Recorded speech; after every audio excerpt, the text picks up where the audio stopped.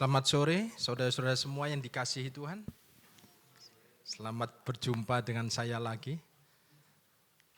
Hari ini saya senang sekali bisa diberi kesempatan untuk memberitakan kabar baik, kabar yang sukacita, yang dimana kita semua hari-hari ini perlu kabar baik, perlu firman Tuhan. Kita sudah memuji dan menyembah Tuhan kita, Yesus Kristus. Kita sudah ambil bagian di dalam perjamuan Tuhan. Kita melakukannya tadi dengan iman bahwa roti ini bukan roti biasa, tapi itu adalah tubuh Tuhan kita yang sudah dihancurkan, yang sudah diremukkan. Dan kita makan dengan iman percaya kita. Dan roti di sana mengandung kesembuhan. Siapa yang percaya roti yang kita makan itu mengandung kesembuhan?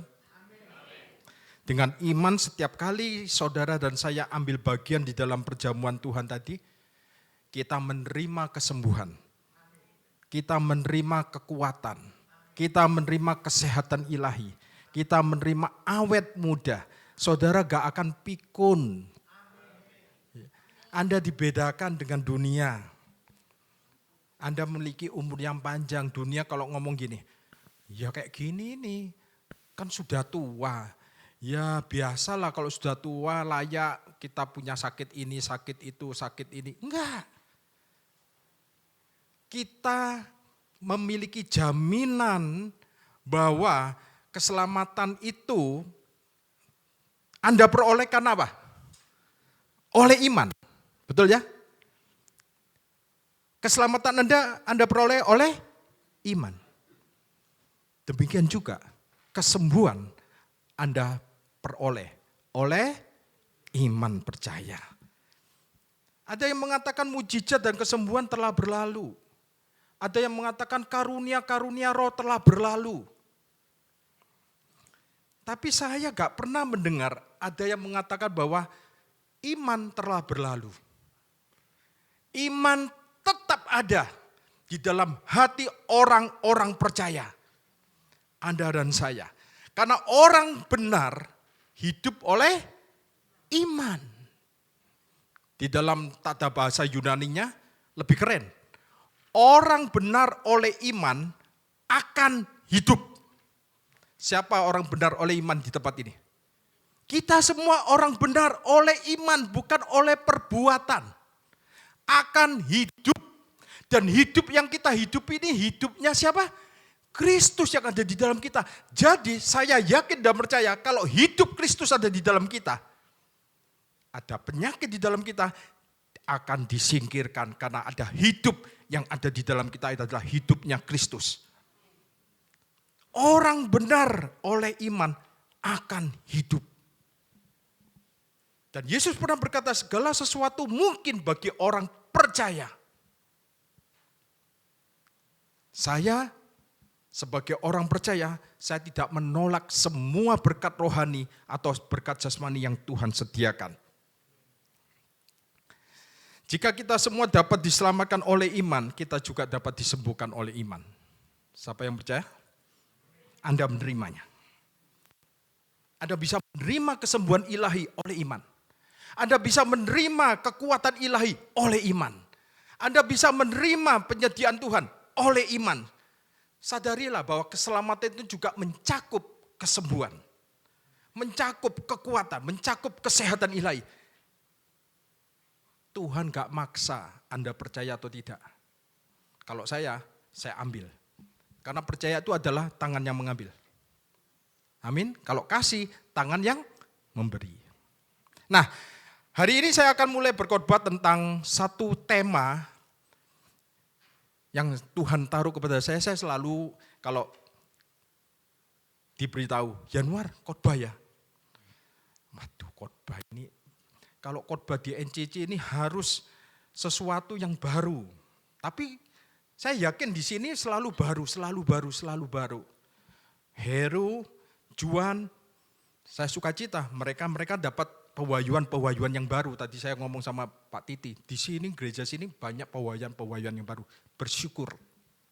Karena itu pekerjaan Tuhan, bukan pekerjaan manusia. Amin. Nah, Saya ingin membagikan satu kebenaran The Sons of Rachel. Anda tahu The Sons of Rachel adalah anak-anak dari Rahel. Nah, kita semua tahu anak Rahel adalah istri Yakub ya. Anak Rahel ada berapa? Ada 2. Yang pertama adalah Yosef atau Yusuf, dan yang kedua adalah Benjamin atau Binyamin. Nah, dari semua tokoh di Alkitab, tokoh yang paling melambangkan atau tipologinya Yesus secara jelas, secara detail adalah Yusuf. Dan Yusuf sangat dikasihi oleh bapaknya. Demikian juga bapak sangat mengasihi Yesus. Nah, tentu saja kita juga bisa melihat Yesus di dalam kisah Daud. Kita bisa melihat Yesus di kisah Musa. Kita bisa melihat Yesus di kisah banyak tokoh-tokoh di dalam Alkitab. Elia, Elisa, semuanya. Tapi Yusuf adalah gambaran Kristus yang lebih daripada tokoh-tokoh yang lain di Perjanjian Lama. Anda setuju ya? Yusuf adalah gambaran Yesus yang paling detail yang Anda bisa melihatnya di dalam Perjanjian Lama. Jadi kalau Anda mau melihat Perjanjian Baru tentang Kristus, detailnya Anda lari ke Perjanjian Lama. Anda bisa melihat detailnya karya Yesus, keindahan Yesus, kemuliaan Yesus ada di dalam Perjanjian Lama. Sebab itu kita perlu minta sama Tuhan untuk pewahyuan tentang Kristus di dalam membaca Alkitab, terutama di dalam Perjanjian Lama. Dan saya tahu bahwa setiap khotbah di sini pasti menyingkapkan tentang keindahan Yesus. Kalau Anda lihat Yusuf, dia dikasih bapaknya. Yesus juga dikasihi bapaknya. Ketika Yesus keluar dari sungai Yordan, kita tahu semua. Surga terbuka untuk dia. Dan ada suara dari surga, inilah anakku yang kukasih, kepadanya lah aku berkenan. Itu adalah deklarasi bahwa Yesus sangat dikasihi oleh bapaknya. Jadi tugas kita, para pastor, para pendeta, para hamba Tuhan, para gembala, para pemimpin, menggunakan mimbar ini selalu mengingatkan jemaat bahwa jemaat Tuhan, engkau adalah orang-orang yang dikasihi Tuhan. Kok diem semua? Gak ada yang amin. Amin ya. Anda adalah anak-anak yang dikasihi Tuhan. Galatia pasal 2 ayat 19 kita lihat. Sebab aku telah mati oleh hukum Taurat untuk hukum Taurat, supaya aku hidup untuk Elohim. Berhenti di sini. Supaya engkau hidup untuk Elohim, syaratnya Anda harus mati oleh hukum Taurat. Bagaimana Anda bisa mati oleh hukum Taurat? Tuhan menyediakan kematian Anda oleh hukum Taurat melalui kematiannya. Melalui kematian Yesus, Tuhan menyediakan kematian Anda oleh hukum Taurat. Supaya Anda bisa hidup untuk Elohim. Aku telah disalibkan dengan Kristus. Sebab itu penyaliban Kristus itu menyediakan kematian saudara dan saya atas hukum Taurat. Supaya kita semua bisa hidup untuk Tuhan. Ayat selanjutnya. Namun aku hidup tetapi bukan lagi aku sendiri yang hidup. Melainkan Kristus yang hidup di dalam aku. Kalau Kristus hidup di dalam saudara dan saya, pertanyaannya, bisa enggak sakit penyakit ada di dalam kita? Oh bisa, saya pernah sakit, Anda pernah sakit.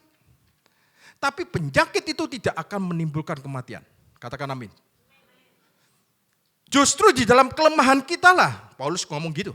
Justru di dalam kelemahan tubuh kita lah, kuasa Tuhan bekerja dengan sempurna. Bukan di dalam kekuatan kita. Ya, melainkan Kristus yang hidup di dalam aku dan hidupku yang kuhidupi sekarang di dalam daging ini adalah hidup oleh iman. Nah, ini kuncinya. Kuncinya hidup yang kuhidupi ini oleh iman dalam Anak Elohim, di dalam Yesus Kristus yang telah mengasihi aku dan menyerahkan dirinya untuk aku. Jadi hidup saudara dan saya Anda harus sadar bahwa hidup oleh iman dalam Yesus yang telah mengasihi saudara dan telah menyerahkan nyawanya untuk saudara. Jadi Paulus di sini bisa saja ngomong gini ya. Anak Elohim yang telah mengasihi kita dan menyerahkan dirinya untuk kita. Ya. Tapi dia berkata seperti siapa? Anda ingat? Seperti Rasul Yohanes. Anak Elohim yang telah mengasihi aku dan telah menyerahkannya untuk aku, menyerahkan dirinya untuk aku. Jadi di sini Paulus sadar benar bahwa Yesus mengasihi dia. Yesus menyerahkan dirinya untuk dia. Mungkin kita tahu bahwa Tuhan mengasihi kita. Tapi pertanyaannya, apakah dia tetap mengasihi kita sampai hari ini?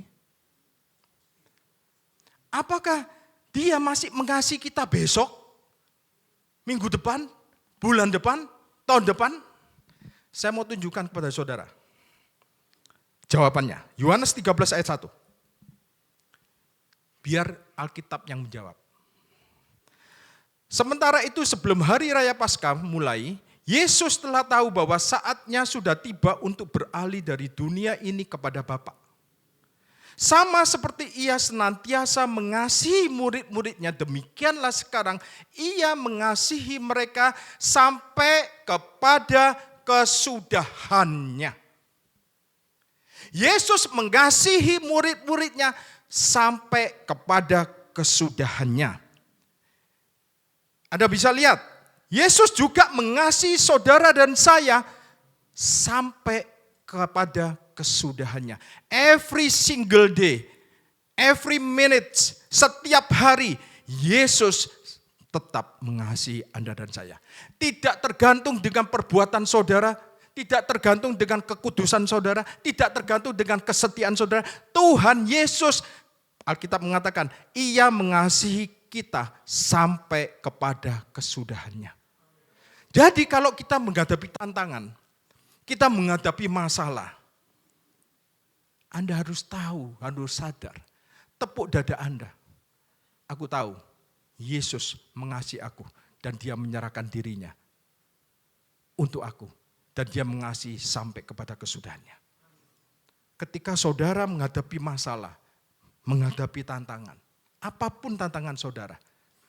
Ketika saudara ada di dalam kamar, di ruang kerja saudara, ketika Anda nge-gym, Anda bangun pagi, jalan pagi, katakan, Yesus mengasihi aku dan dia telah menyerahkan dirinya untuk aku. Dan dia mengasihi aku sampai pada kesudahannya. Kasih Tuhan itu penting saudara, untuk kita tanamkan di dalam hati dan pikiran kita. Dan Paulus tahu secara pribadi, kasih Tuhan itu bagi dia. Kita lihat di screen, dia mengatakan anak Elohim yang telah mengasihi aku dan menyerahkan dirinya untuk aku. Demikian juga saudara.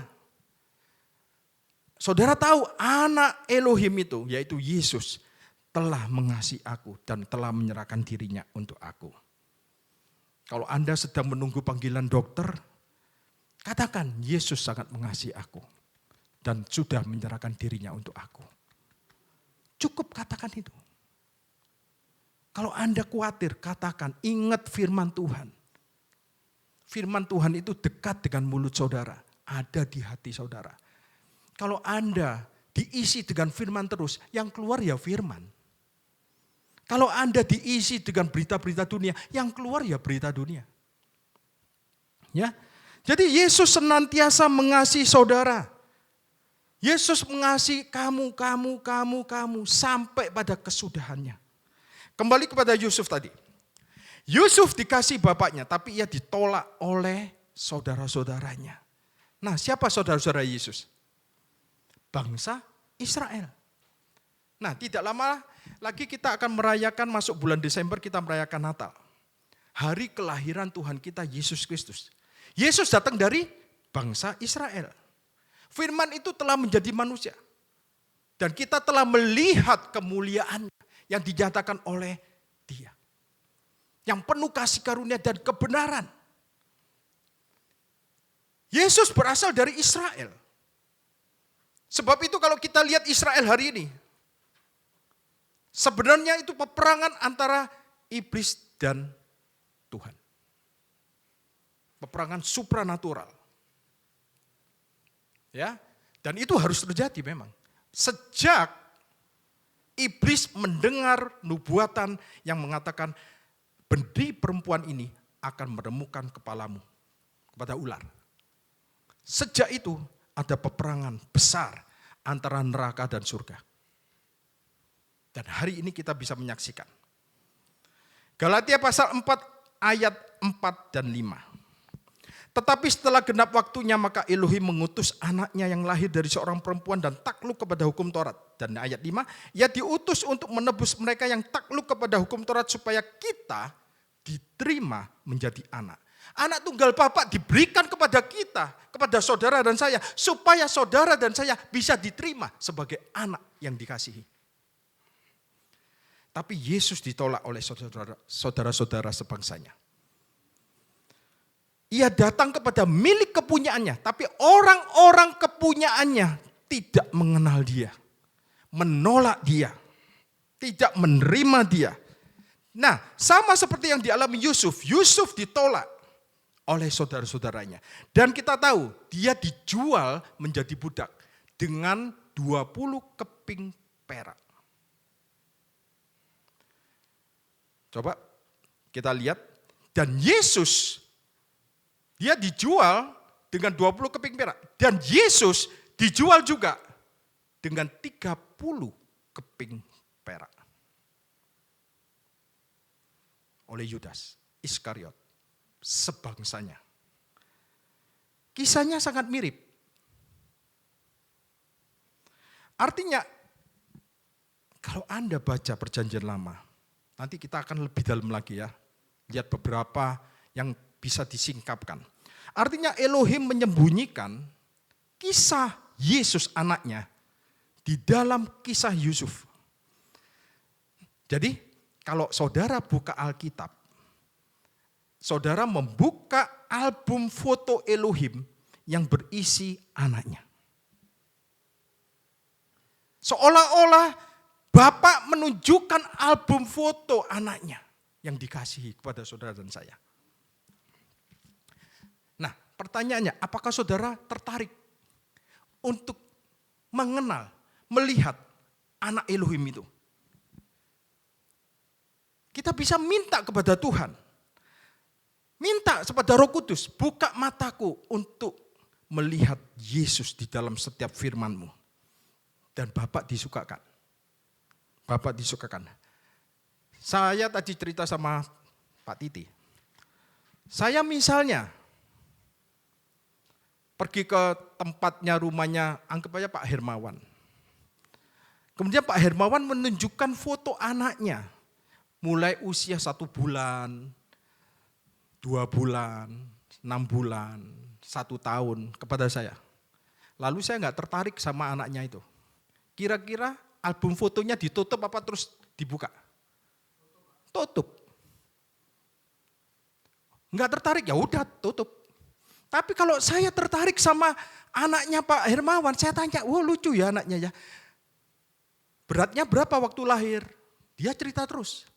Umur 1 tahun dia apa, umur 2 tahun, umur 3 tahun, umur 5 tahun, sekolahnya di mana, sampai dia remaja, diceritain terus saya. Karena saya tertarik. Tuhan akan membukakan lebih banyak kepada saudara ketika Anda punya rasa ketertarikan tentang Yesus. You will see Jesus more and more and more. Dan saya percaya, di sini Anda akan more lihat Yesus. Kita lihat di Markus pasal 4 ayat 25. Bapak surgawi itu akan memberikan lebih banyak lagi pewahyuan tentang Yesus di gereja ini. Karena saya tahu pemimpinnya, leadernya tertarik benar. Maka Tuhan bukakan terus. Tapi kalau gak tertarik, Markus pasal 4 ayat 25 ini yang menjawab. Karena siapa yang mempunyainya kepadanya akan diberi. Siapa yang mempunyainya, mempunyai keinginan untuk mendengar tentang Yesus, kepadanya akan diberi. Tetapi siapa yang tidak mempunyainya, kalau Anda baca ayat sebelumnya ini tentang mendengar firman. Kalau Anda tidak tertarik mendengar firman tentang Kristus, apapun juga yang ada akan diambil daripadanya. Tapi kalau teks ayat ini dicomot, loh kok aneh ya, justru yang nggak punya, justru diambil semuanya. Justru yang punya tambah ditambahin. Itu Tuhan kita. Apakah Anda punya rasa keinginan untuk melihat Yesus lebih lagi? Anda akan ditambahi terus. Anda tambahi terus, pengenalan akan Yesus tambahi terus. Jadi ketika saudara-saudaranya menolak Yesus, atau Yusuf tadi, Yusuf rohani, Yusuf menjadi berkat bagi Mesir. Artinya Yusuf menjadi roti hidup. Selama 2000 tahun sampai hari ini, Yesus menjadi roti hidup bagi bangsa-bangsa non-Yahudi. Yang terdiri dari gereja-gereja. Kita adalah gereja, bagian dari gereja Tuhan. Kebanyakan gereja Tuhan itu non-Yahudi. Ya, kita adalah bagian dari gereja Yesus Kristus. Dan kita yang bukan non-Yahudi menjadi mempelainya Kristus. Menikah dengan Kristus. Betul ya? Kita adalah mempelai Kristus. Dan Yusuf waktu di Mesir, dia menikahi perempuan non-Yahudi. Anda tahu namanya? Asnat. Gambaran dari Yesus yang sudah 2000 tahun sampai hari ini menikah dengan bangsa-bangsa non-Yahudi. Nah, sekalipun Yusuf surgawi ditolak oleh saudaranya sendiri, tapi kasihnya tidak pernah beranjak dari Israel. Israel selalu di dalam hati Yusuf rohani. Sampai pada saatnya nanti, Yesus akan menyelamatkan Israel pada waktu yang tepat. Jadi artinya Israel perlu diselamatkan, betul? Jadi kalau kita melihat berita-berita hari ini, banyak bangsa-bangsa yang menolak atau melawan Israel, itu Anda gak kaget. Justru itu akan menunjukkan kemuliaan Tuhan akan ditunjukkan kepada Israel nanti. Nah, kita sekarang berada di tempat Yesus sedang memberi kita roti. Ketika dunia ini kelaparan.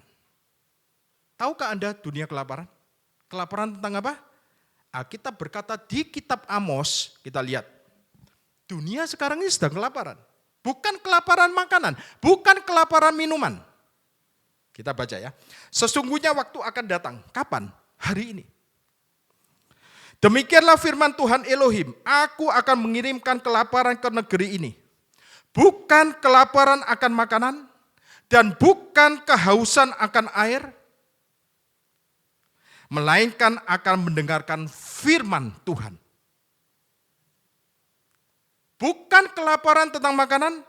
Bukan tentang kehausan akan air. Melainkan akan mendengarkan firman Tuhan. Jadi Anda di sini itu punya roti yang berlimpah-limpah. Karena Anda mendengarkan firman Tuhan setiap minggu di gereja NCC. Anda memiliki gandum yang berlimpah-limpah. Di sini Anda diisi dengan gandum, roti yang tidak dimiliki oleh dunia.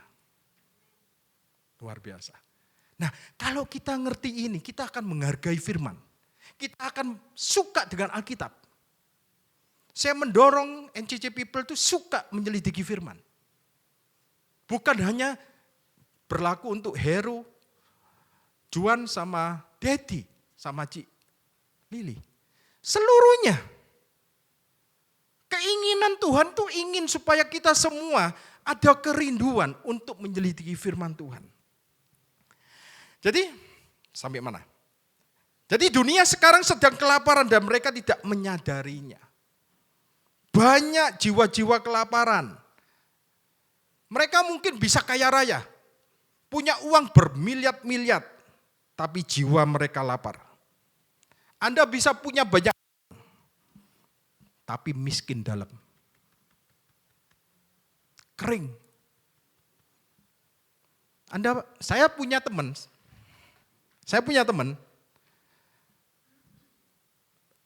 garasinya itu di basement.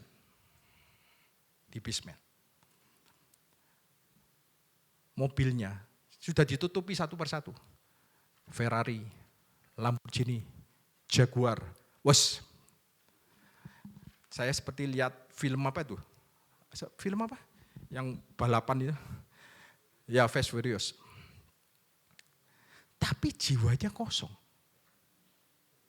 Punya koleksi mobil sport, punya koleksi jam tangan, jutaan, ratusan juta. Kosong jiwanya. Nah, tetap miskin di dalam. Kenapa? Karena hanya Yesus yang dapat mengisi kekosongan itu. Hanya Yesus yang bisa mengisi jiwa kita. Jiwa kita jangan pernah berharap bergantung kepada materi. Harta. Enggak bisa. Pada ujungnya Anda perlu Yesus. Pada akhirnya you want Jesus.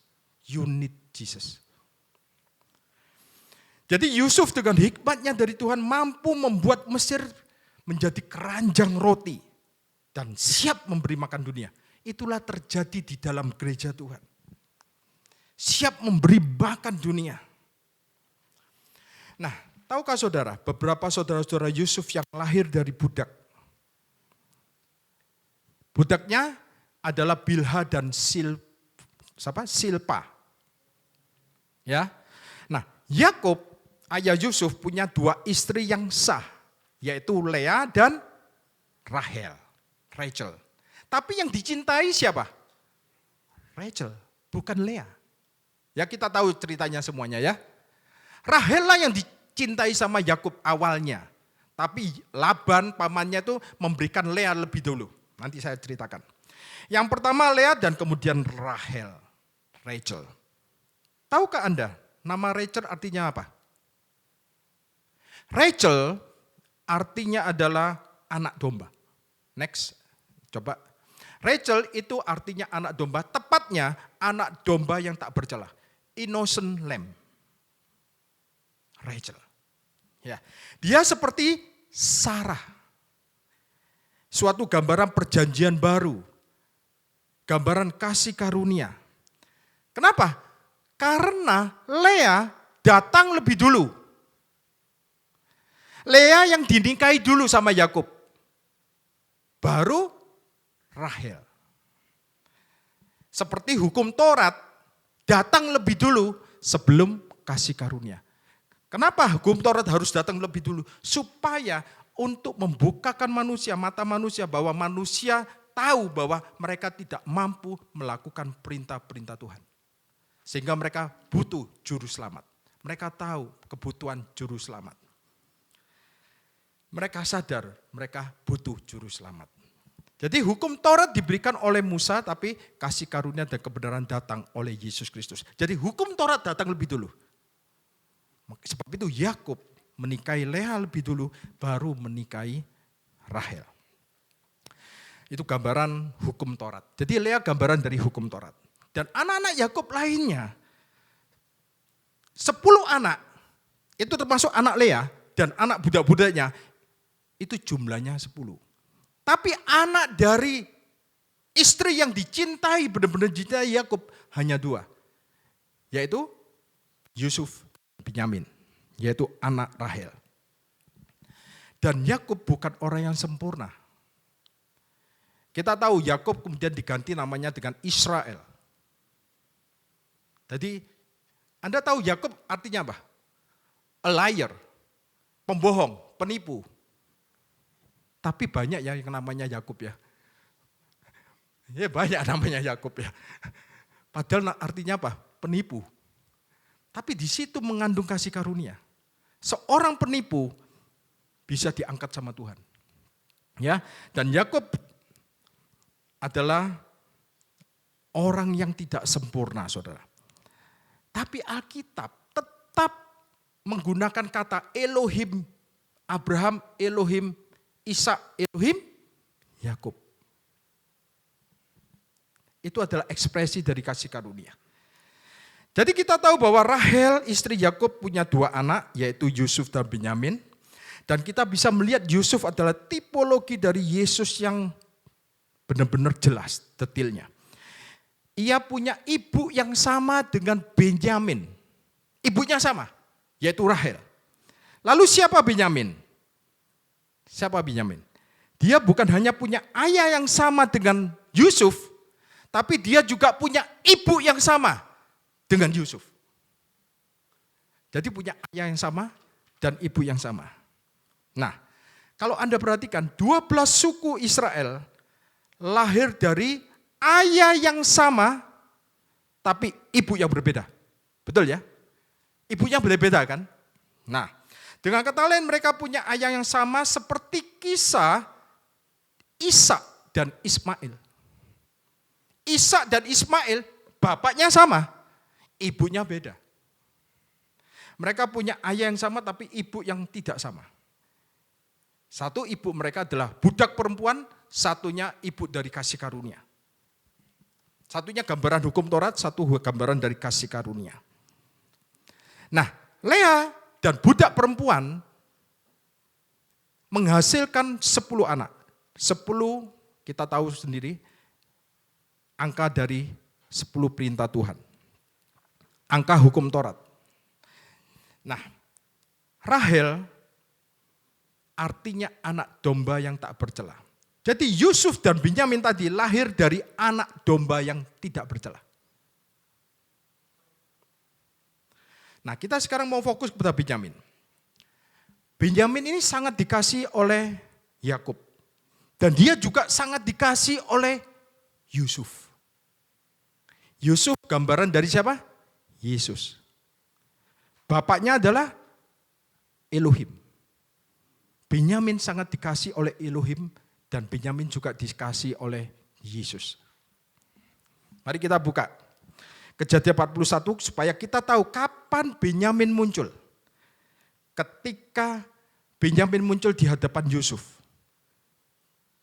Benyamin muncul di hadapan Yusuf ketika masa kelaparan. Kejadian 41 ayat 55. Ketika seluruh negeri Mesir menderita kelaparan dan rakyat berteriak meminta roti kepada Fir'aun, berkatalah Fir'aun kepada semua orang Mesir. Apa perkataan Fir'aun? Pergilah kepada Yusuf, perbuatlah apa yang akan dikatakannya kepadamu. Fir'aun ketika kelaparan, ada kelaparan, Fir'aun berkata kepada orang-orang, pergilah kepada Yusuf dan perbuatlah apa yang akan dikatakannya kepadamu. Menarik perkataan ini. Bukankah perkataan ini juga kita ingat ketika di pesta pernikahan Kana. Ketika pengantin kehabisan anggur. Ibu jasmani Yesus berkata apa? Berkata, apa yang dikatakan kepadamu, buatlah itu. Sama. Ada kesamaan.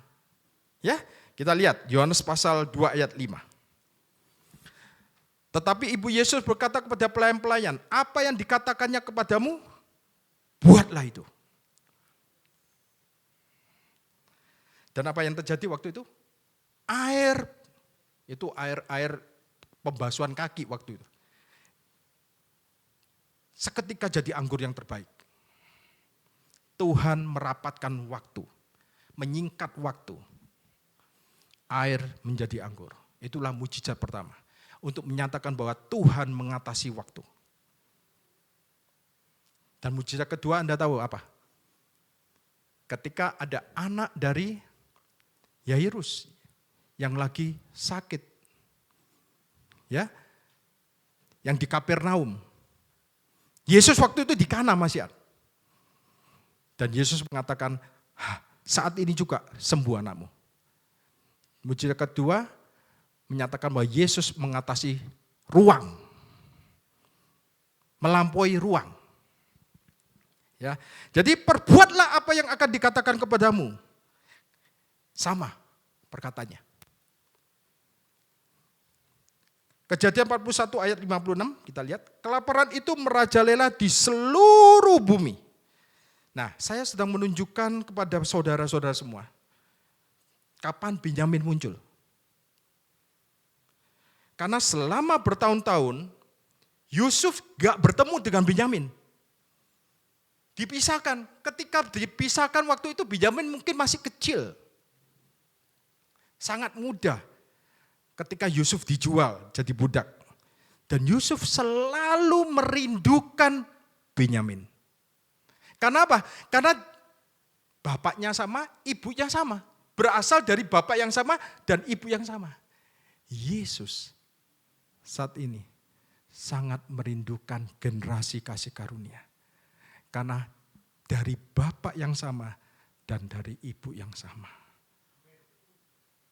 Dia hari ini sangat merindukan kita semua untuk bertemu. Jadi Binyamin muncul di hadapan Yusuf pada saat kelaparan merajalela di seluruh bumi. Jadi kalau kita melihat ramalan-ramalan ekonomi global hari ini menuju kepada krisis, menuju kepada penurunan ekonomi, jangan takut. Itu tanda-tandanya semakin dekat Yusuf rohani kita akan bertemu dengan kita. Haleluya. Bukankah itu yang kita lihat sekarang ya? Kalau kita mendengar dan membaca keadaan sekitar kita hari ini. Nah, ada janji Tuhan yang selalu kita harus ingat ketika kita menghadapi krisis nanti ini, ke depan ini. Seperti di Mazmur pasal 23, sekalipun aku berjalan di dalam lembah kekelaman, aku tidak akan takut bahaya. Karena apa? Karena Tuhan selalu menyertai kita. Kalau Tuhan adalah gembala kita, takkan kekurangan kita. Anda gak akan kekurangan kesehatan. Anda takkan kekurangan kekuatan Anda. Anda takkan kekurangan kesembuhan kalau Anda sakit. Anda takkan kekurangan apapun juga. Karena gembala kita adalah Tuhan. Karena Tuhan adalah gembala kita. Lanjut, Kejadian pasal 41 ayat 56. Maka Yusuf membuka segala lumbung dan menjual gandum kepada orang Mesir. Sebab makin hebat kelaparan itu di tanah Mesir. Kita lihat di versi Young Literal Translation, YLT. Saya tunjukkan terjemahnya. Kelaparan itu merajalela di seluruh negeri dan Yusuf membuka semua tempat yang ada gandum di dalamnya. Yesus membuka tempat yang ada gandum di dalamnya. Merujuk kepada apa? Gereja Tuhan. Yesus akan membuka gereja Tuhan yang berisi gandum, yang berisi roti. Karena manusia hanya perlu roti hidup yang turun dari surga. Hampir semua gereja sekarang punya platform digital. Hampir semua gereja, termasuk NJJ, termasuk gereja saya, ada YouTube-nya. Betul ya? Bisa dilihat semua orang. Dan sekarang kalau kita lihat, gandum sedang tersebar di mana-mana. Banyak tuaian jiwa yang menunggu di akhir zaman ini. Kelaparan itu merajalela, memang ada kelaparan. Tapi Yusuf membuka semua tempat yang ada gandum di dalamnya. Kita gak berpikir dulu gereja bisa buka di mall. Gereja yang permanen. Sekarang gereja di mall-mall ada. Ya, jadi itu adalah pekerjaan Tuhan. Pekerjaan Yusuf rohani. Yang melakukannya adalah Tuhan kita sendiri. Dia membuka semua tempat yang ada gandum di dalamnya. Tapi apakah dia ada di balik kelaparan itu? Enggak. Kelaparan itu bukan Tuhan yang membuat. musuh yang membuat, iblis yang membuat. Tapi Tuhan pakai untuk membuka tempat-tempat yang berisi gandum. Dialah yang ada di balik supply. Dialah yang menyuplai kita semuanya.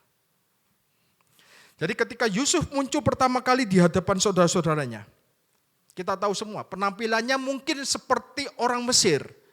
Ya, mungkin parasnya, bajunya, terus dandanannya lah. Sehingga saudara-saudaranya gak mengenal dia. Demikian juga ketika Yesus pertama kali muncul, saudara-saudaranya gak mengenal dia. Tapi ketika nanti Israel terpojok, Yesus akan turun untuk Israel bersama-sama kita di muka bumi ini. Dan saat itu Israel akan menangis dan mengenal Yesus, mengenal Mesiasnya. Nah, itu yang kita tunggu-tunggu, ya. Pada kedatangan pertama ketika Yusuf melihat saudara-saudaranya, dia menuduh mereka sebagai pengintai. Lalu Yusuf menahan Simeon. Simeon artinya apa? Pendengaran. Nah, Yusuf berkata, kembalilah kamu dan bawa adikmu yang bungsu di hadapanku. Kita lihat ayatnya. Kejadian 42 ayat 20. Tetapi saudaramu yang bungsu itu haruslah kau bawa kepadaku. Jadi Simeon ditahan, kemudian mereka suruh kembali untuk membawa adiknya yang bungsu yaitu Binyamin. Yang satu bapak, satu ibu. Sama dengan Yusuf. Supaya perkataanmu itu ternyata benar. Artinya kamu bukan benar-benar pengintai. Dan kamu jangan mati, demikianlah diperbuatnya mereka. Namun kita tahu secara diam-diam Yusuf menyuruh pelayannya untuk mengembalikan uang mereka di karung mereka waktu itu. Kita baca Kejadian 42 ayat 25. Sesudah itu Yusuf memerintahkan bahwa tempat gandum mereka akan diisi dengan gandum. Dan bahwa uang mereka masing-masing akan dikembalikan ke dalam karungnya. Serta bekal mereka di jalan akan diberikan kepada mereka. Uangnya dikembalikan dan dikasih bekal sama Yusuf. Yusuf sangat cinta sama saudara-saudaranya. Yesus tetap mencintai Israel.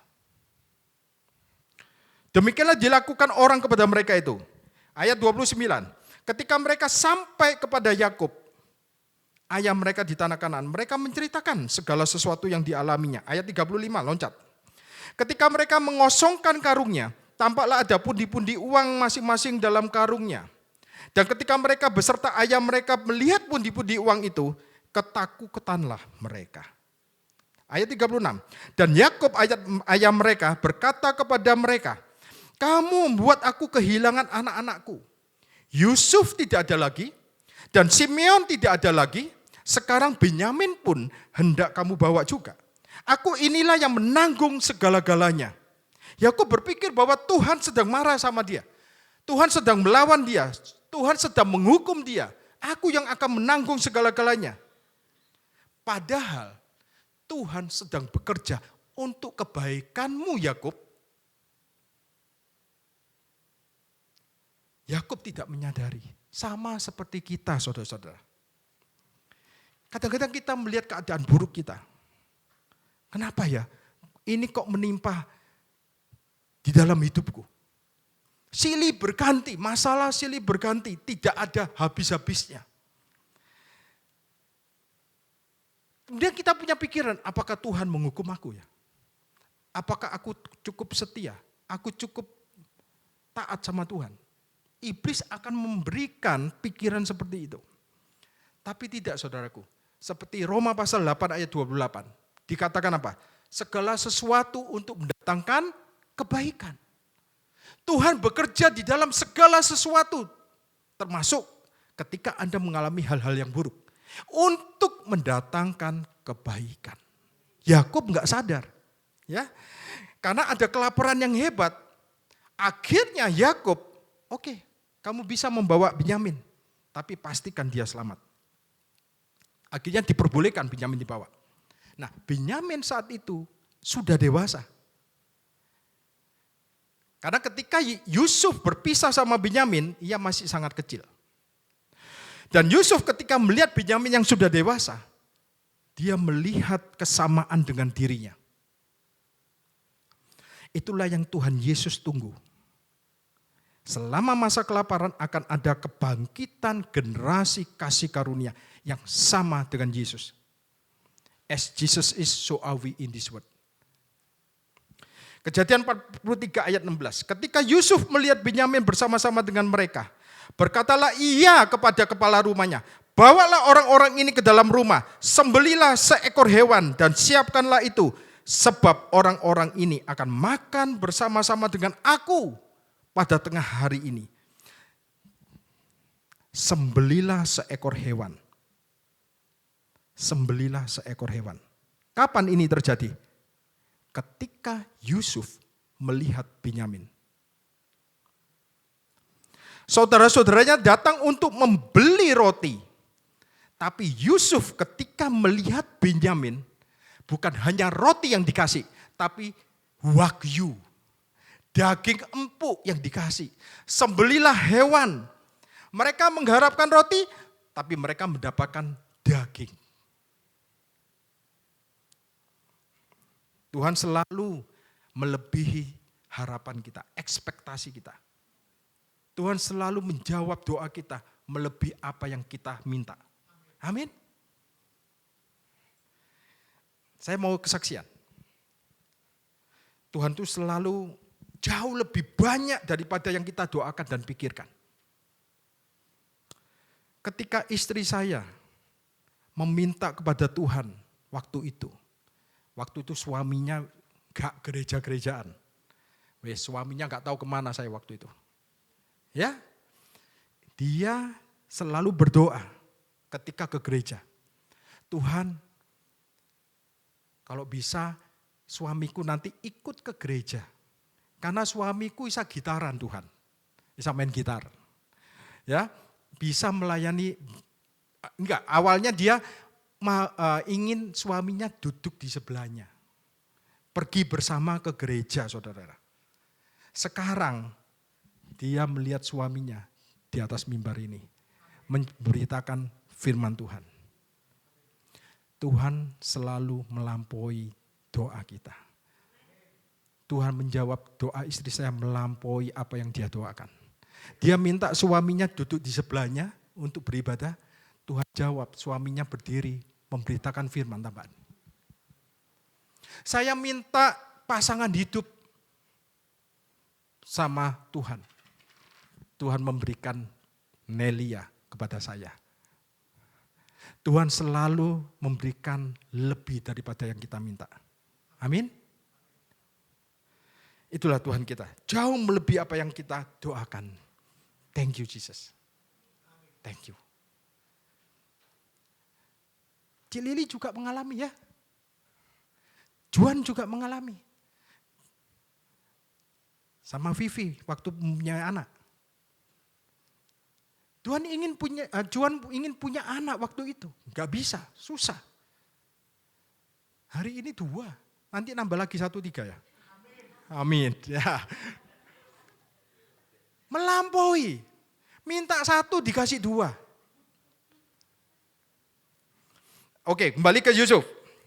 Yusuf berkata kepada kepala rumahnya untuk menyiapkan makanan. Kita lihat ya, Kejadian 43 ayat 29. Ketika Yusuf memandang kepada mereka, dilihatnya lah Benyamin, adiknya yang seibu dengan dia. Nah, lihat ya, yang seibu. Lalu katanya, inikah adikmu yang bungsu itu yang telah kamu sebut-sebut kepadaku?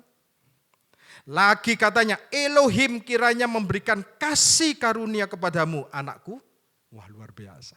Ketika Yusuf melihat Benyamin, perkataan yang keluar, Elohim kiranya memberikan kasih karunia kepadamu, anakku. Ketika Yesus melihat saudara, perkataan inilah yang keluar. Kiranya Elohim memberikan kasih karunia kepada NCC people. Every day. Itulah ucapan pertama Yusuf kepada saudaranya Benyamin. Dari ayah yang sama, dari ibu yang sama. Ini menunjukkan kepada kita ini bersyukur, kita ini generasi kasih karunia. Saya baru ngerti kasih karunia itu usia 45 tahun waktu itu. Bersyukur anak-anak muda hari ini bisa tahu pengajaran kasih karunia. Coaching one tambah coaching one umur berapa baru saya mengerti pengajaran kasih karunia. Tapi tidak ada kata terlambat. Enggak ada kata terlambat. Ya. Ketika Benyamin lahir, ibunya Rahel artinya anak domba yang tak bercela itu, meninggal. Dan sebelum meninggal, sebelum mengembuskan nafas, Alkitab berkata seperti ini, kita lihat. Ketika Benyamin lahir. Dan ketika ia hendak mengembuskan nafas, sebab ia mati kemudian, diberikannya lah nama Ben-Oni kepada anak ini. Nama Ben-Oni. Artinya apa? The son of sorrow. Anak penderitaan, anak kesusahan. Anak kesedihanku. Tetapi luar biasa.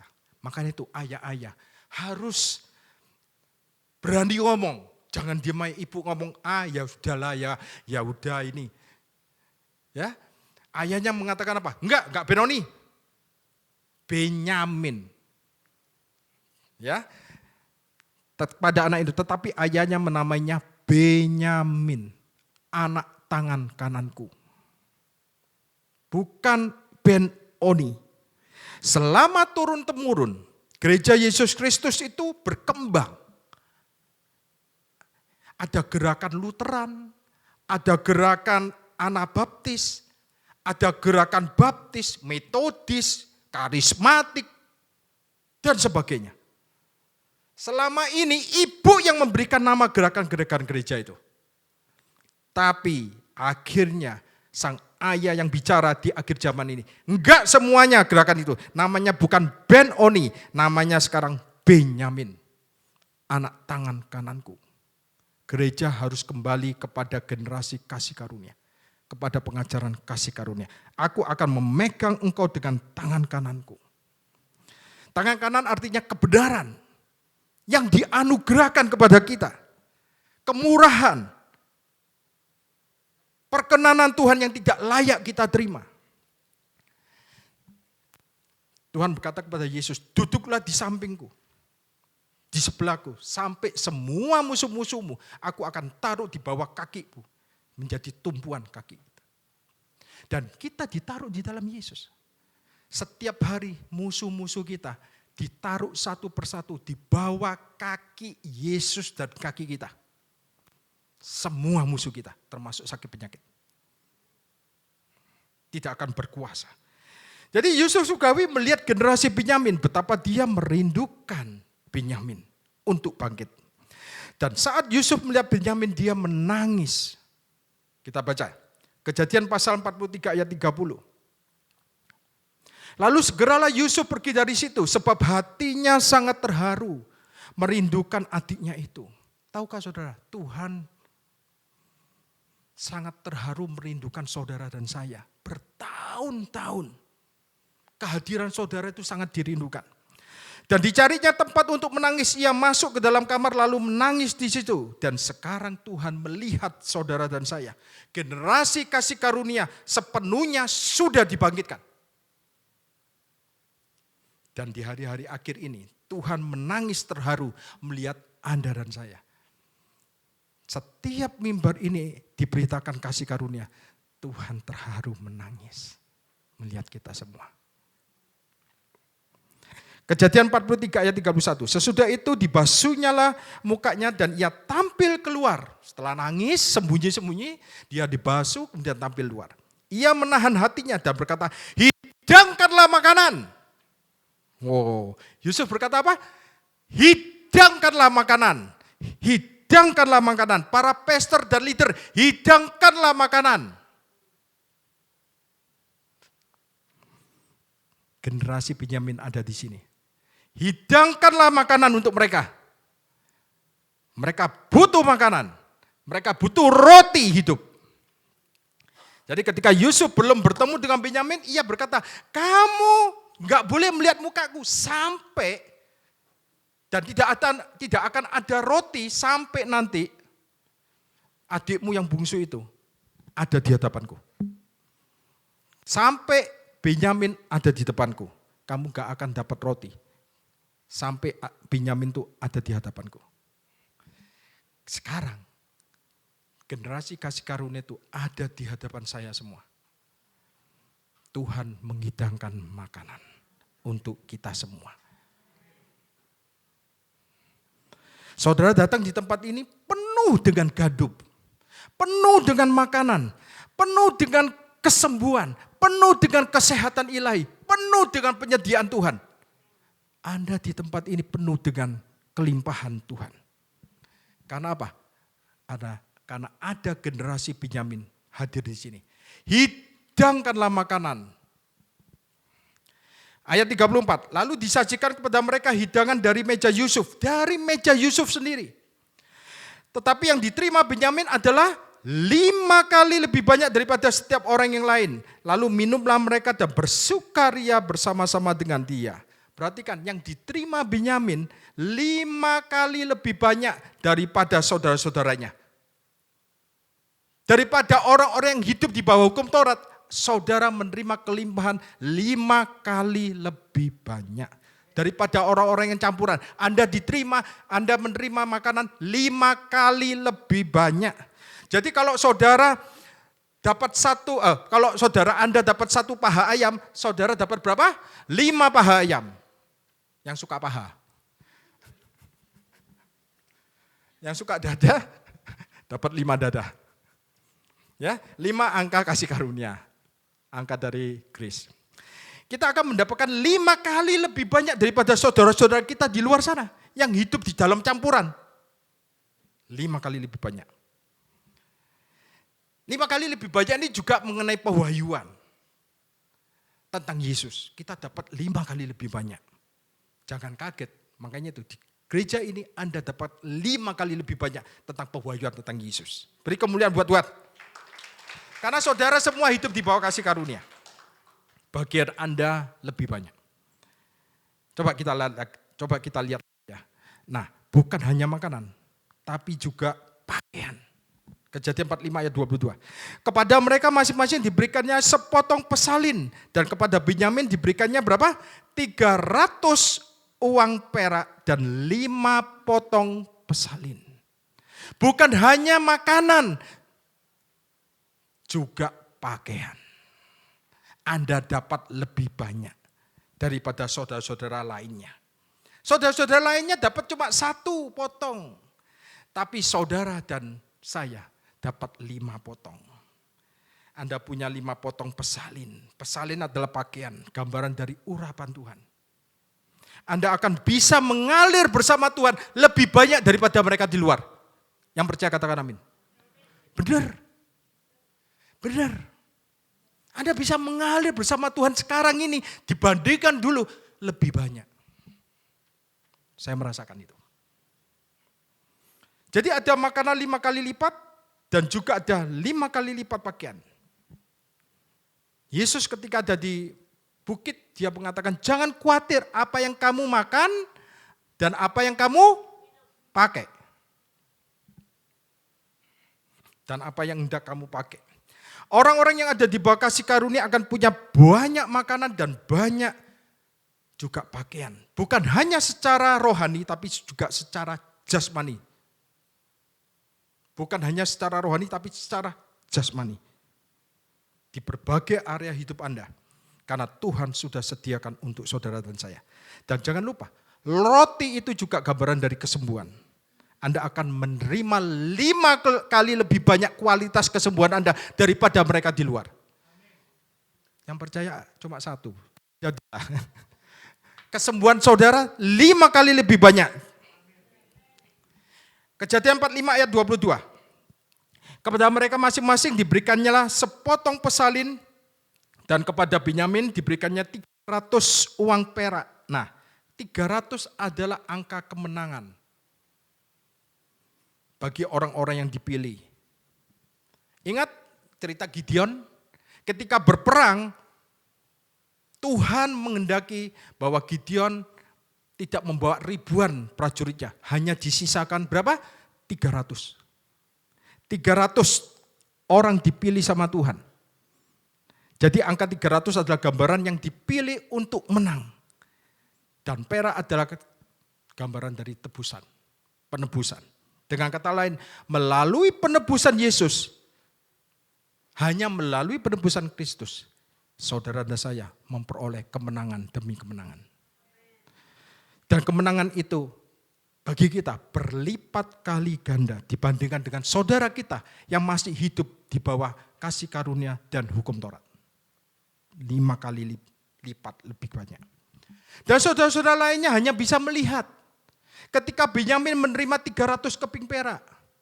Kepada saudara-saudara lainnya tidak disebutkan apakah Yusuf memberi mereka 1 keping perak. Tapi Benyamin menerima 300 keping perak.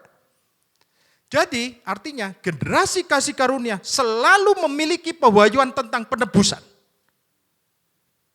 Selalu berbicara tentang penebusan. Dan di dalam karung Benyamin ditemukan perak kosong. Piala perak kosong, cawan perak kosong. Kita baca. Kejadian 44 ayat 22. Dan pialaku atau piala perak itu Yusuf mengatakan, taruhlah di dalam mulut karung anak yang bungsu, serta uang pembayar gandumnya juga. Maka diperbuatnya seperti yang dikatakan Yusuf. Dan pialaku, piala perakku, taruh di dalamnya. Yusuf menyembunyikan piala peraknya di dalam karung Benyamin. Gambaran apa? Gambaran cawan perak. Ketika Yesus berdoa di Taman Getsemani, dia meminum semua yang berisi penghukuman kita, penyakit kita, dosa kita. Diminum sampai tetes terakhir, sampai kosong. Piala perak itu berbicara tentang Yesus yang sudah menanggung semua dosa Anda. Semua sakit penyakit Anda, semua kutuk Anda sudah ditanggung oleh Yesus Kristus. Dan itu ada di dalam karung Benyamin. Yesus minum dari cawan itu sampai habis, tidak tersisa. Cawan perak itu juga berisi penghakiman kita. Penghakiman saudara sudah diterima oleh Yesus. Sebab itu pesan dari generasi Benyamin sudah tidak ada penghakiman bagi kita semua yang ada di dalam Kristus Yesus. Beri kemuliaan buat Tuhan. Dan piala perak kosong yang ada di dalam karung Benyamin itu menyatakan Tuhan tidak lagi murka kepada saudara. Tuhan tidak lagi marah kepada saudara. Karena semua kemarahannya, kemarahan yang ilahi itu, kemarahan kekudusan yang dia sudah ditimpakan 2000 tahun yang lalu di atas tubuh anaknya, Yesus Kristus. Hari ini engkau dan saya adalah generasi kasih karunia. Tidak ada lagi kemarahan, tidak ada lagi murka, tidak ada lagi penghukuman di dalam Yesus Kristus. Jadi ketika Benyamin berdiri di hadapan Yusuf, Yusuf kepingin dekat dengan Benyamin. Biarlah pesan ini mengatakan bahwa Yesus selalu ingin saudara dekat dengan hadiratnya. Yesus ingin dekat-dekatan dengan saudara. Dia ingin selalu Anda datang beribadah untuk melihat Yesus, untuk melihat keindahannya, melihat kemuliaannya Yesus dinyatakan di atas mimbar ini. Dan terakhir, ketika saudara-saudara Yusuf berbicara kepada kepala rumah Yusuf tentang uang yang ada di dalam karung mereka, mereka ketakutan kan? Apa kata kepala rumah itu? Kejadian 43 ayat 23. Tetapi jawabnya, tenang sajalah. Peace be to you. Peace be to you. Ya, jangan takut. Elohimmu dan Elohim bapakmu telah memberikan kepadamu harta terpendam dalam karungmu. Uangmu itu telah kuterima, kemudian dikeluarkanlahnya Simeon dan dibawanya kepada mereka. Kemudian dikeluarkannyalah Simeon. Simeon artinya mendengar. Pendengaran Israel yang terkunci bertahun-tahun yang tidak bisa mendengar Injil karena menolak Mesias akan dilepaskan ketika Injil kasih karunia diberitakan di Israel. Dan saya percaya hari-hari ini Injil kasih karunia sedang diberitakan di Israel. pendengaran Israel sedang dibukakan. Ketika apa? Ketika generasi Benyamin itu muncul. Simeon dibebaskan dari penjara. Pendengaran Israel akan dipulihkan ketika generasi kasih karunia ada di negeri itu. Dan hari ini kalau kita dengar, semakin banyak orang Israel menerima Yesus sebagai Mesias. Pendengar Israel akan dibuka saat kasih karunia diberitakan. Saya percaya ketika Injil kasih karunia diberitakan dan Anda menerimanya, Anda akan menjadi generasi yang menerima 5 kali lebih banyak daripada saudara-saudara yang lainnya. Dan Anda adalah orang-orang yang paling dikasihi Tuhan, yang paling Anda mempunyai bapak yang sama dan ibu yang sama seperti Yusuf dan Benyamin. Demikianlah firman Tuhan hari ini. Anda juga menerima 300 keping perak. Apapun tantangan saudara hari ini, apapun masalah yang kita hadapi hari ini, Anda akan menerima kemenangan yang besar melalui penebusan Yesus Kristus. Biarlah semua yang percaya akan firman Tuhan ini berkata, amin. Beri kemuliaan buat Tuhan. Mari kita tundukkan kepala, kita berdoa. Tuhan, terima kasih untuk firman-Mu pada hari ini. Biarlah firman-Mu yang hamba-Mu sampaikan ini, Kau akan bekerja terus Roh Kudus di dalam jemaat NCC sini, dan lebih lagi menyingkapkan pewahyuan yang lebih jelas lagi kepada kami tentang Kristus, anak-Mu yang tunggal di dalam kisah Yusuf dan Benyamin ini. Terima kasih Tuhan, di dalam nama Tuhan Yesus Kristus kami sudah mengucap syukur dan kami sudah berdoa. Haleluya. Amin. Mari sekali lagi